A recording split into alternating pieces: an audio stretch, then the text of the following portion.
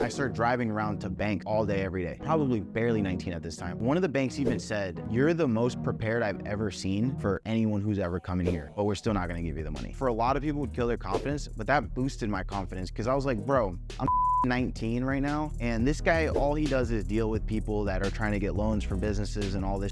And he's telling a 19-year-old from the hood that he's the most prepared he's ever seen for, someone that's applying for a loan. But it was 2012 at the time. We had just gone through a recession. Banks were really tight on lending standards. I barely had any credit, had no collateral, like I had nothing to my name. Unrealistic for me to even think that I would get a loan, but I just didn't know what I didn't know. So I ended up going around and not being able to get the money. Ultimately, I went back to the guy and I was like, "I'm having a hard time coming up with this money, but what if we could work out a deal where I gave you $5,000 up front and I would give you a big chunk in 6 months and then I'll pay you annually?" He was like, "Yeah, I think I'd be open to that."